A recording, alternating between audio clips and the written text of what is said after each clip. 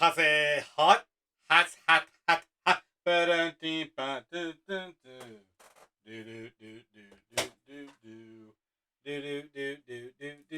It's Wednesday. I'm in love. Oh hey, you need to put this up. I don't have this mounted yet, but oh, that doesn't look very good. On the little on-air sign. It's my birthday on Sunday. My lady friend got me this. Aren't I something? So, how about some me? I also have the boy with me this week, and traditionally I would have him do this with me, but apparently he doesn't like it when his mom shows it off to her friends. So he took a pass. I'm like, all right, well, I'm not gonna force him to do it, but you're really making my ratings plummet. And trust me, they need all the help they can get. Also, I always think I've been kind of struggling with this, as I do with most things. It took me forever to do last week's though, because I kept going on and I kept running out of room on my hard drive. I think I'm good enough now, and I, initially had wanted this to only be like a 10-minute thing, but I've also realized like if I want to do an hour, I'll do an hour. Shit, I don't, I don't have anybody else to talk comics with, and I don't do a podcast anymore. So yeah, so this could be anywhere from 10 minutes to an hour from now on, is what I'm saying. I do have a lot to get to for what I read last week, but not so much this week. I mean, I have a decent week. I've really been also trying to scale it back a little bit because my finances are starting to even out a little bit, and there's no sure way that I can tank them again than to start spending hundreds of dollars a week on comics, which is, even for me, ridiculous. So this is the last week. I'll show you what I spent the extra money on, though. I think it will be worth it. But first up this week, I got Not All Robots #1 from AWA. This is part of their Upshot imprint, which, I mean, they've not even been a publisher for a year. I don't know why they would have an imprint, but this is drawn by Mike Deodato, which is already why I would pick it up. And it was written by Mark Russell, who wrote Second Coming for Ahoy Comics, which I didn't like that much. I didn't hate it. It just wasn't great. But this is a robot story, which I'm into robots. It also, I mean, the title is obviously somewhat culturally and socially relevant, so I'm interested in that. And it is also a Grant Wood homage cover. So what could go wrong? Um, yeah, I think I look forward to that. I've got at least two stories like in the hopper. One in particular I'm thinking of, which, like, I like robot stories, and I like the traditional sort of Asimov. I don't like Isaac Asimov, oddly enough, but I like robot stories that follow the three laws and all that sort of thing. Because I'm what medical scientists call a nerd. So that was one I might not normally, if it hadn't been for any, if like one of the factors I just named had not been missing or had been missing, I might not have gotten it. But such as it is. Also this week, I bought The Joker Presents a Puzzle Box. This is obviously a DC book. I've always been a big Joker fan, regardless of how overdone the character is, and the character is overdone. This is written by Matt Rosenberg, though, so I'm confident that it'll be at least a good read. But even then, like,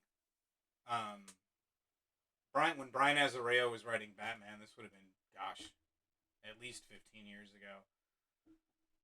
It was very, now I can't remember the name of that story, but it was very, he used the Joker a lot. I mean, the Joker is one of those characters that I feel like every writer, when they get their chance to write a Joker story, is going to leap at it. I also think, did I ever read, Azzarello had another Joker story that I kept wanting to read. Because Brian Azzarello is one of my favorite writers just because of 100 Bullets. But every book that he's done since, hit or miss, it can be at times. That's not really the point. My point is that the Joker is kind of overdone. But I haven't read much by Rosenberg. He doesn't write for Marvel as much anymore. I guess he's over at the Distinguished Competition more. So why deny myself that? Also, I think I am starting to get a little more interested in DC again.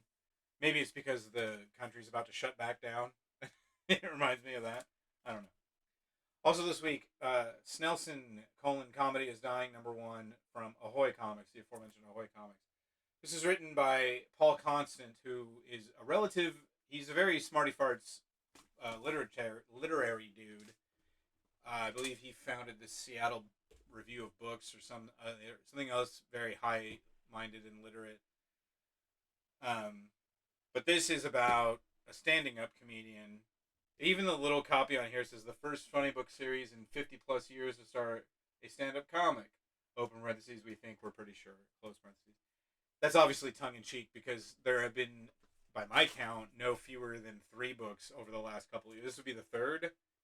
You had Dying is Easy and Knock 'em Dead. And I want to say there's one other one that I'm forgetting, but yeah. This I was on the fence about when I saw the solicit because it's about an edgy 90s comic who is now apparently trying to fight cancel culture, which even if I weren't a stand-up comedian myself, allegedly, I would be sick to death of that subject already. But then Peter Bagg drew this cover, so I went, okay, that's all it takes. Just throw Peter Bagg. And I think like this guy used to work for the same alt weekly in Seattle that Peter Bagg's been a fixture in Seattle for a very long time, so it would not surprise me if Paul Constant and him and he knew each other, and he was like, "Hey, can you do a cover for this comic book?" And he went, "Sure."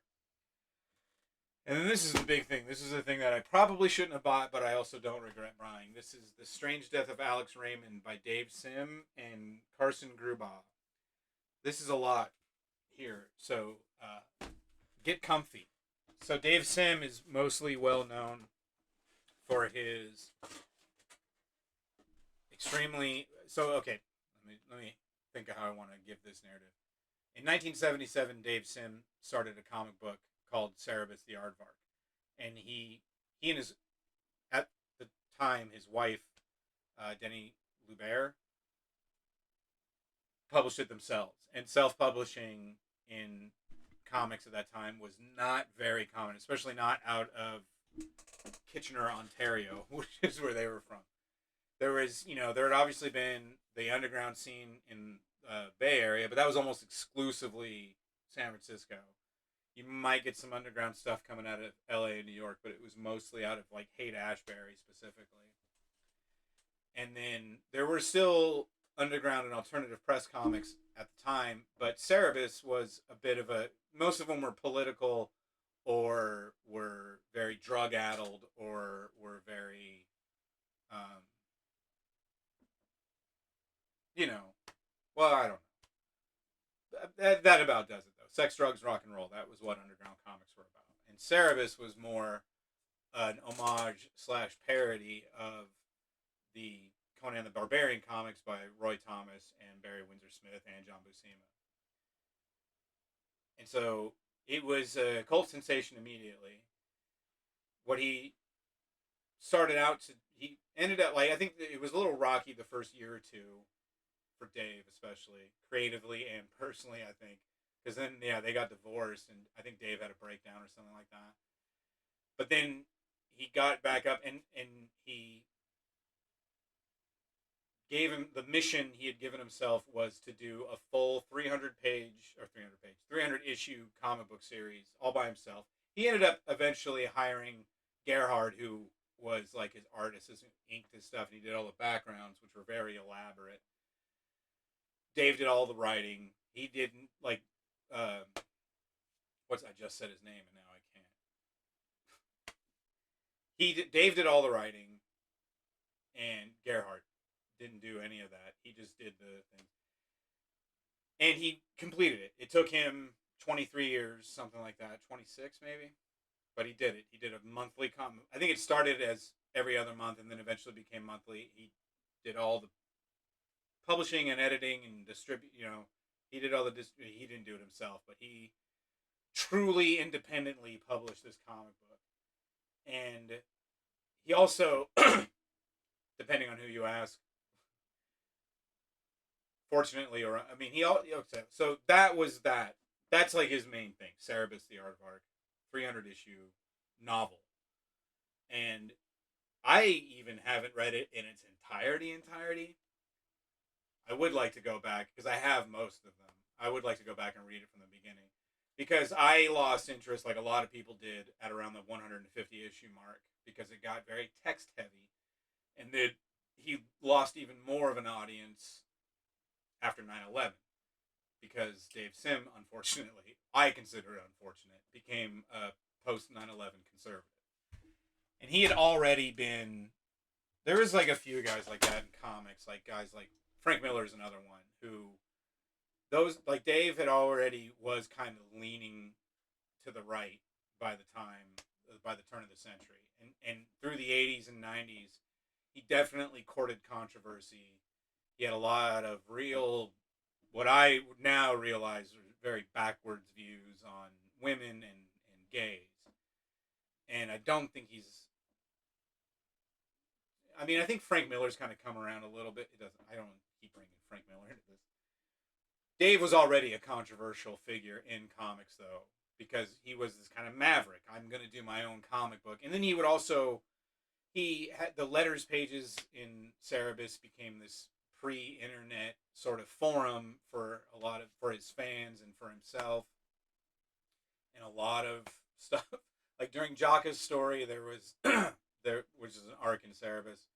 There was a big rape subplot. Nobody actually got raped, but one of the characters was definitely capable of it, or at least wanted to. And it became a thing in the letters page, and it was a whole thing. And then Dave and Gary Groth, who was like the head of Fantagraphics Press and editor of the Comics Journal, they very publicly hated each other, and so they would Dave would make fun of him and Fantagraphics in the pages of Cerebus, and it's a real nerd shit, real greaseball shit, as Goodfellas might, as Henry Hill might say, but not for Italians, but for comic book nerds.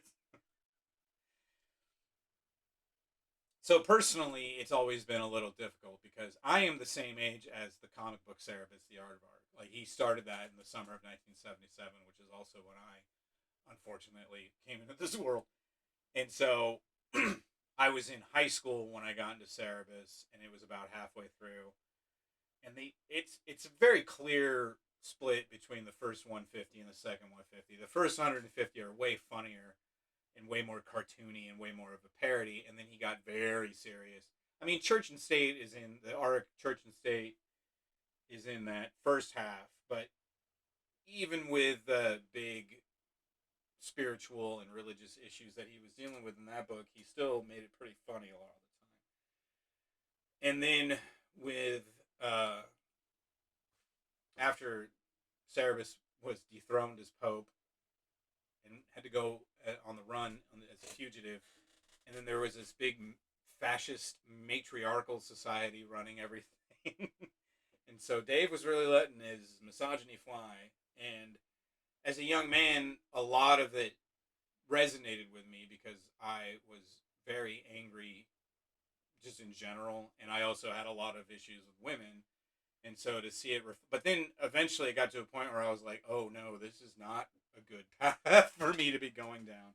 And also, like I say, Cerebus just got way text heavy, and it just wasn't as much fun to read anymore. And I think a lot of older guys that I looked up to kind of bailed on it, and then and you know by the time I was 18 or 19, I was not really buying comic books at all anymore.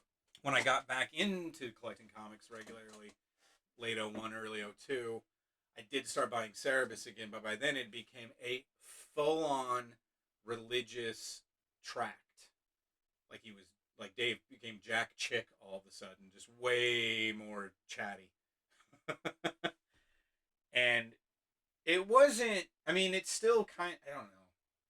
To be honest with you, I'm still coolish on how Cerebus ended, which is part of why I. The only arc I never read, I think, was Going Home because that was between when I that was guys I when I got that arc that was a kind of a return to the funnier Cerebus, and he brought back a lot of old characters from the '80s that he had created and hadn't been around since. Like he had Mick and Keith, Prince Mick and Prince Keith, who were analogs of Mick Jagger and Keith Richards, and Dave was always really good at dialect, and so he'd write their accents phonetically, and it was really fun to read.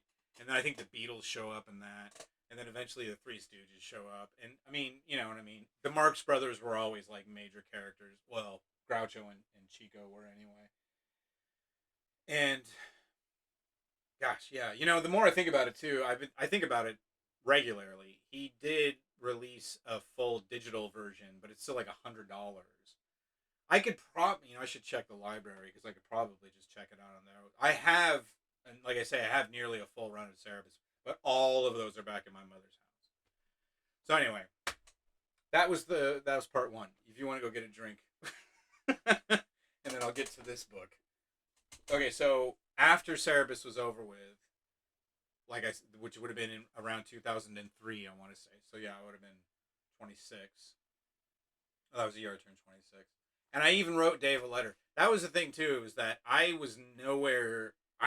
If I went, and I was a post 9/11 uber liberal. I was already liberal before that. Um, I spent a day, I think, no, September 12th of 2001, hating Middle Easterners, and then I went right back to like, oh right, no, never mind. But I probably shouldn't put that on the internet. Who gives a shit? I wrote Dave a letter, and I said, because it was hard to really read anymore, but this was a thing that had been in my life for fully half of it at that point. So I remember writing him a letter and being very like, I was like, hey, congrats on finishing the book. I mean, because if he had died or something before, that would have been that. We wouldn't have had it. So I'm like, you made it. There is one joke in an issue of Cerebus where this character talks about dying, and it's a cycle. He would die, he would learn the meaning of life, and it was a revelation, and then he would be reborn and forget. And he said, "There's nothing like a breast the size of your head to make you forget the meaning of life." And that was always one of the funniest jokes in the whole series to me, especially because then Cerebus, when he says that, no, I think he puts it to Cerebus like a question, like, could you remember the meaning of life with a breast the size of your head right in front of you? And Cerebus has a flashback to his ex-wife who had large breasts. He's like, yeah, I get it. And that joke had always stuck with me, and so I said, hey man, congrats, this is one of my favorite jokes. And he wrote back. He actually sat down and wrote back, and he said, thanks very much. And he said, I've always liked that joke too, and I found out just a couple of years ago that I was bottle fed growing up, so who knows what that. Oh, that was pretty funny. So once Cerebus was done, he took a break, and then he started other littler projects. But the one that almost immediately became his main project was this book called Glamour Puss. And Glamour Puss was real old comic book nerd stuff. And it was about Alex Raymond and a lot of his. So Alex Raymond was a comic strip artist. He drew Flash Gordon and Rip Kirby, and along with Stan Drake, who drew Juliet Jones, which I was not familiar with at all, and Hal Foster drew Prince Valiant. All those guys were in what they would call the photorealistic school of comic strip art. So this is back in the Depression era. I want to say the 30s or the 40s, and maybe even the 50s into the 60s. Yeah, that actually sounds more accurate. Yeah, I think that's right. I think it was more of a 50s thing. And so Glamour Puss became basically this history book about that era of comic strips, and because these guys lived like playboys, Alex Raymond in particular, I believe, because this is now going almost 20 years ago that I read Glamour Puss, or 15. So I was not very familiar with any of their names or work before Glamour Puss, but it was fascinating. And Alex Raymond was a big playboy type, and he died in a terrible car accident in the 60s, or late 50s, early 60s, when he was really at his prime, and it was really a shame. But Dave gets really into, in Glamour Puss, he gets really into his line and how he draw. Like, it's historical, but it's also like an art history piece. And I as a appreciator of the low arts was fascinated by this stuff. Art Spiegelman does a lot of that too. A lot of these old independent guys from the 70s and 80s grew up and discovered comic strips from their childhood or from before they were born even, and would do these lengthy treatises, and I would just eat it up. I can't get enough of this kind of comics criticism. So I walked into the funny book store today, and all I see is this title, and I thought, oh, is it like that Dave Sim? I'm like, Dave Sim already did that. And I pull it up, and I go, oh, okay. So I was talking to Warren about it, and I was like, I just said to him, I was like, please don't let me buy any more square bound or trade paperbacks or anything else because I have got too much stuff. I'm still not even caught up on my weekly books. And then I saw this, and I went, okay, after this, because this is a very nice, oversized hardcover. It's very, I always feel the urge to do that. The binding is really nice. It's not cheap at all, but it's only a $40 price point, which I could easily see them charging $50 for something like that. And also looking at it, I was like, "Oh, this isn't Glamour Puss. This is the same subject, but he's doing much more." What's really nuts about this, and this is another comparison to Frank Miller, is that the older these guys get, the better their art gets. Even if I find myself being further and further from them politically or socially speaking, socially consciously speaking, Frank Miller is the same thing. Frank Miller's most objectionable work, I don't care what you say, is Holy War. And Holy War was Batman versus Osama bin Laden. And it's, no, Holy Terror. That's the name of it. Awful. Awful, reprehensible story. You know, Frank Miller was, one of his biggest things was The Dark Knight Returns, which is a Batman story. And he was already definitely leaning into the right wing side of that character. And so with this, there's even more. I mean, it wasn't Batman because DC, he pitched it to DC as that, and they were like, "Are you out of your fucking mind? We don't care if you are Frank Miller. We are not going to let you do a story putting our one of our if not the number one character in our stable against the world's most wanted terrorist. Why don't we just have him fight Lee Harvey Oswald while we're at it?" So Frank just did it himself. But the art was incredible. It was so good. He only got better. As it is, I don't think last thing Miller did was that Xerxes series for Dark Horse. And that wasn't that long ago.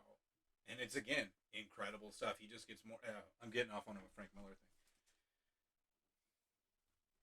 The thing about this book, though, that really boggles my mind, there's several things. So, Dave's art's only, I mean, the more I was like, at first, I'm like, yeah, I already know all this, and I read all this stuff. But the more I'm like, oh my God, Dave's art is only getting better. And it is. It's only getting better. But here's the craziest thing about that. Dave's hands don't work no more. He hasn't drawn anything in years. I don't know how he managed it. I'm assuming that Carson Grubaugh. Okay, so what I did a little digging around. David kickstarted this book in 2019, maybe early 2020, and he raised enough to do it and to get Carson Grubaugh to draw it. He was going to write it, and Carson Grubaugh was going to draw it. And then he pulled it out. He pulled back on it because his hands were fucking him up, and he just couldn't do it. And I think the quarantine, the pandemic, and everything probably didn't help. So I found a Bleeding Cool article from a year ago where Dave is like, "I'm really sorry, but I'm just not going to be able to do this book." IDW was going to publish this originally, and that was the last I could find of it then. And then now it's out this week, and I was like, "Oh, okay, well, I guess it is happening." And he has drawn it, and it does look like it's broken up into issues, like this initially was supposed to be a series. I'm glad it's an oversized hardcover instead. Yeah, it says written by Dave Sim and Carson Grubaugh, drawn by Dave Sim and Carson Grubaugh. And I can see where some of these panels are not Dave, but most of them definitely are. And I can't wait. I think it might be. I mean, they may have used pages from Glamour Puss, but like I say, it's been at least 15 years since I've read that book, so I don't mind reading it again. And yeah, it's just really. It's a very interesting. It's a very niche, obviously, subject, but it's very interesting to me, and it's by one of my favorite comic book creators of all time, despite his best efforts.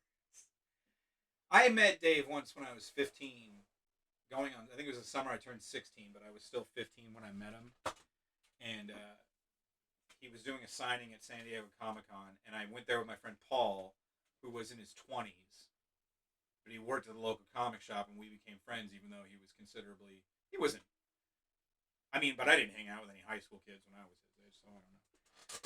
He was a good dude, and he was a friend of mine. I mean, I've lost touch with him, but we kept in touch for a while, and he was really into Cerebus too, and he was who kind of really stoked the fire for me to get more into Cerebus. So we went to the signing, and the way Dave had it set up, which I've never seen this before or since.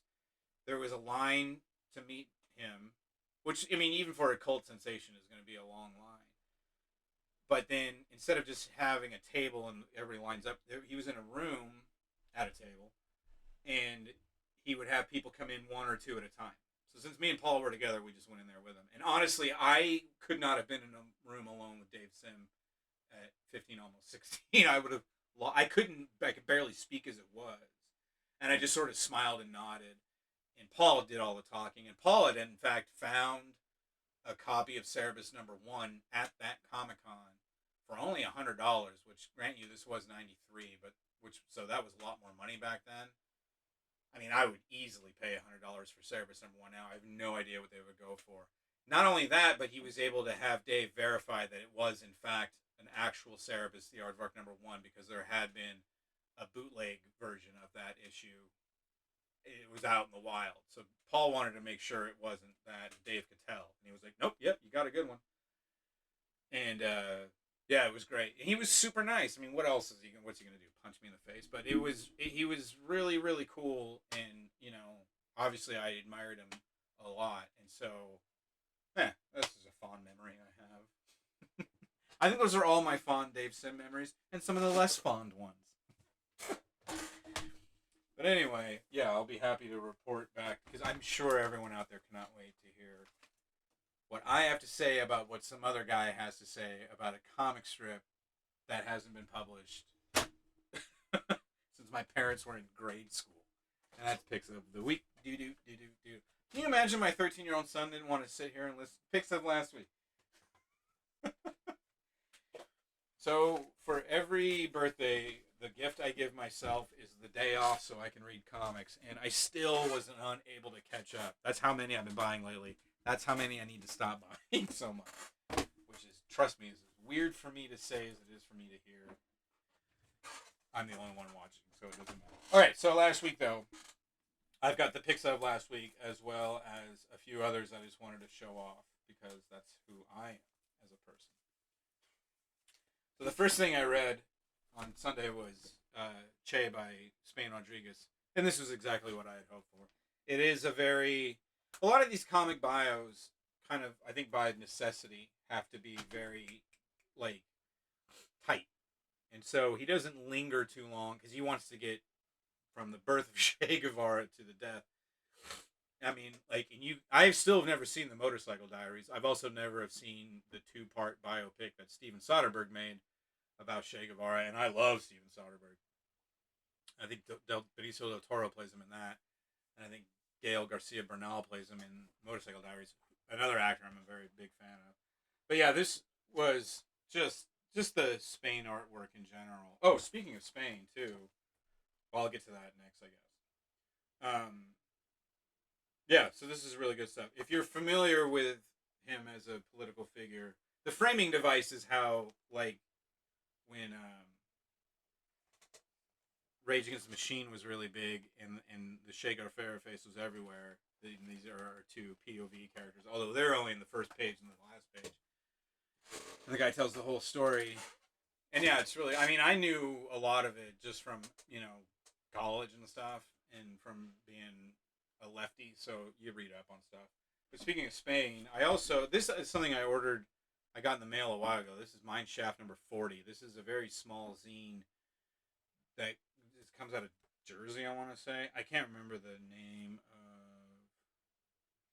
the publisher now. But I found out about this. It's like I said, it's like a zine. It's like a chat book. It's very kind of, it's not cheaply put together, but it's not a glossy, slick magazine.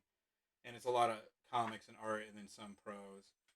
But the reason I even heard about it was because Drew Friedman, who contributes to it regularly, posted about it.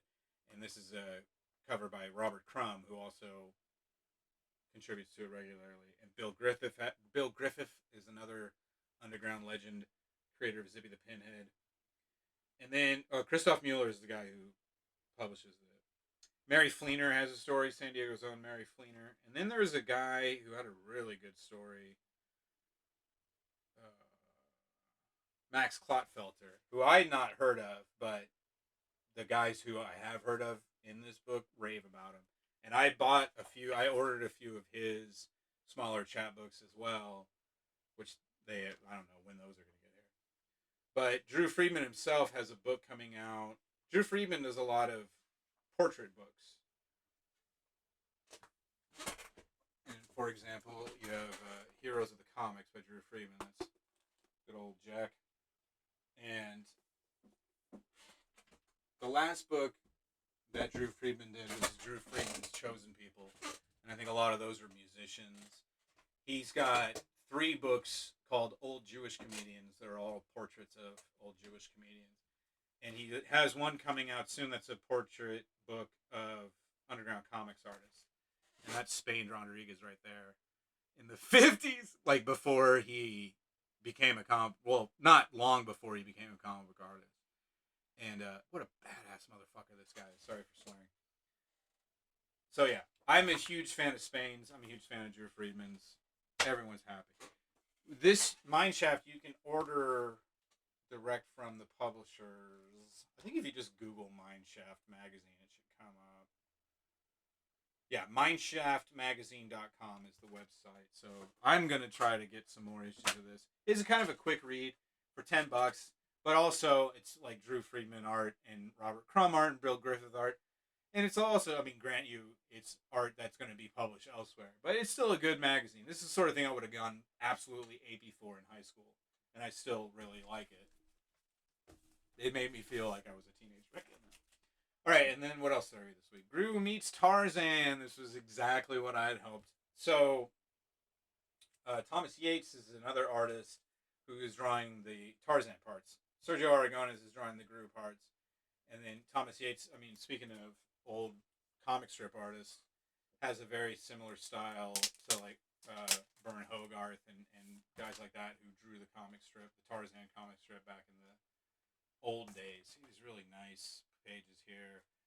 It's really good art. And like I said, Tarzan's a character I've always enjoyed, but have yet to read a ton of. Like I've read the first book, and I've read a few comics when he shows up. There was a Superman Tarzan series that was super good from like the early part of this century. Also recommend that. But I mean, you put honestly, you put Sergio Aragones on anything, and I'll buy it. Also read Blue and Gold #1. This was a lot of fun. This is exactly what I had hoped. Another sort of buddy cop thing, where you got Booster Gold, who's really more concerned with his public image than he is with anything else. He's trying to get back onto the Justice League, and so is no, he's trying to do that, and then he kind of ropes Ted Cord here back into his whole shenanigans.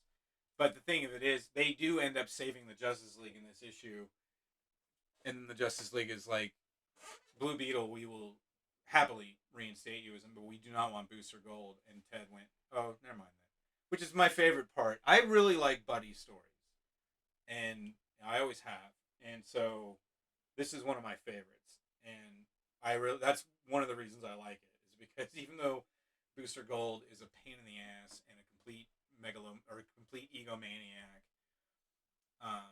and very little actual heroism in him. Heroism, is that the word?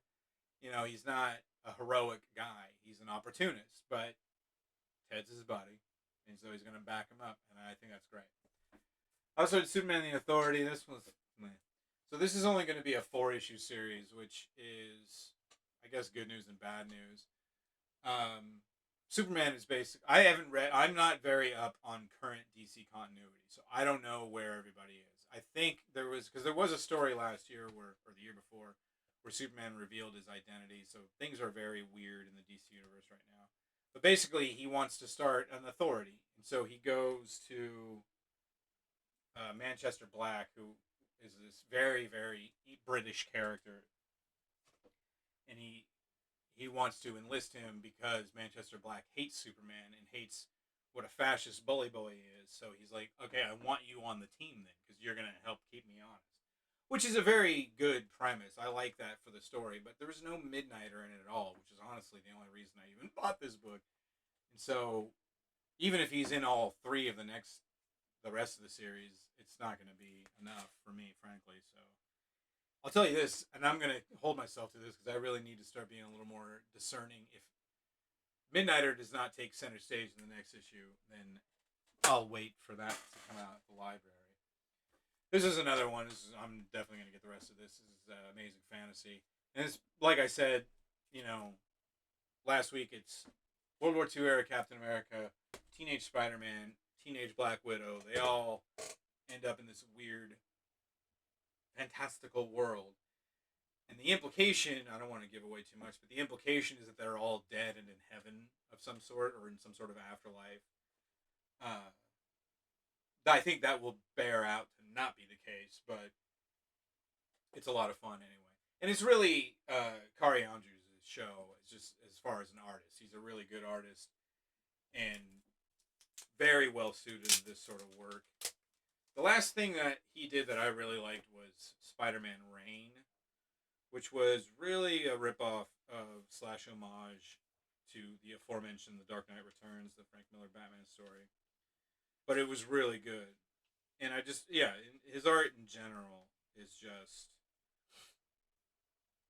I don't know, it's like there's not a lot of guys in superhero comics who are a one man show. You usually have writers and then artists.